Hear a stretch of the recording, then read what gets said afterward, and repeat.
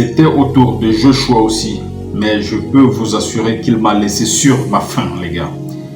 Wesh la famille, j'espère que vous allez bien et que tout se passe pour le mieux pour vous. Alors, comme je vous l'avais dit, hier, nous avons donc eu l'occasion d'écouter le futur candidat à l'élection présidentielle 2025, le candidat du SDF, l'honorable Joshua aussi, qui nous a fait également l'honneur de répondre aux questions.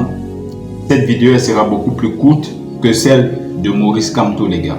Il m'a laissé sur ma faim, vous voyez. J'avais l'impression de m'endormir, les gars. En fait, je ne me suis pas senti particulièrement attiré, voilà. Je ne sais pas, il n'a rien dégagé du tout, pour moi du tout. Il ne m'a rien proposé.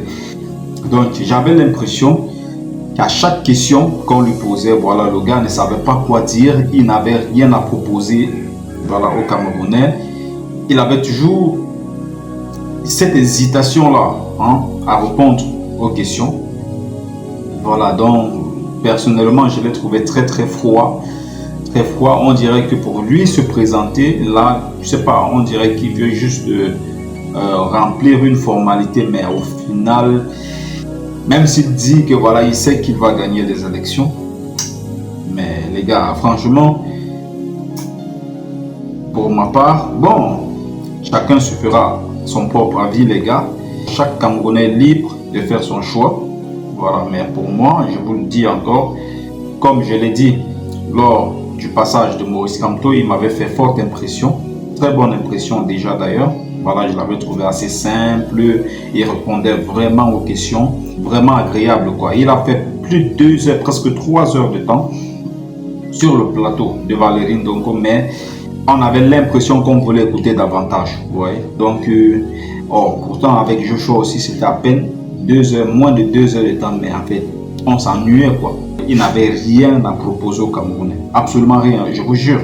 Pour moi, c'est quelque chose qui m'a le plus intrigué chez lui. J'ai eu l'impression que c'est un monsieur qui, si jamais il était appelé à être à la tête de notre pays, il ne serait pas proche de la jeunesse, il ne serait pas proche des artistes camerounais. Quand il a dit que pour que les personnalités comme lui, comme ça, soient présents dans les différents spectacles des artistes camerounais, il faudrait que ces artistes organisent des spectacles à la hauteur des présidents.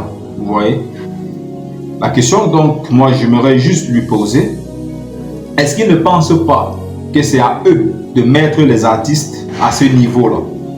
Les artistes ont besoin du soutien des personnalités comme elles pour qu'ils puissent organiser ce genre d'événements, ce genre de spectacles. Il faudrait que l'État camerounais les donne des moyens, les permette de le faire.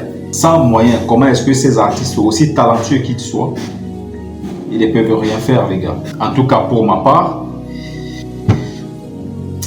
il ne peut pas, hein. Les gars, pour ma part, c'est déjà mort.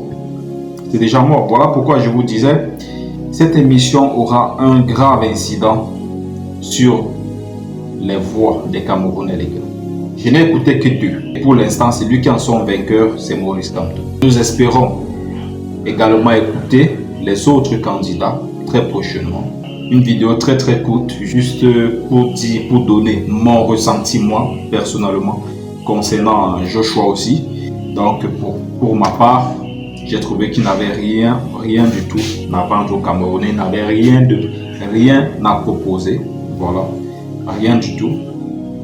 Voilà, un candidat plat, assez plat, en manque d'idées. Concrètement, pour moi, il n'avait pas d'idée. Je pense même que Valérie Ndongo lui-même qui était là, il s'ennuyait du tout. Parce qu'à chaque question, le gars bottait en touche. Il essayait de contourner. Et en plus, il n'aimait pas répondre. Il ne voulait pas répondre aux questions. Voilà les gars. Voilà tout ce que j'avais à dire ici. Voilà. Chaque Camerounais, je le répète encore les gars, nous voulons la démocratie au Cameroun. Chaque Camerounais a le droit de donner son point de vue, a le droit de voter le candidat qu'il veut, qu'il souhaite à la tête de son pays. Personne ne doit museler les Camerounais. Personne ne doit venir nous dire non, vous n'avez pas le droit, non, vous devez suivre un tel, c'est obligé. Si on vous voit en spectacle dans tel endroit, vous ne viendrez plus en Europe, vous n'allez plus faire. Non, les gars. Chaque Camerounais est libre de son choix. Hein, les gars? Voilà le seul conseil que moi je peux vous donner. Il y a des fanatiques qui sont toujours ici, sur la chaîne, qui vont venir ici dire du n'importe quoi. Voilà tout ce que j'avais à dire. Prenez tous soin de vous et la paix sur vous.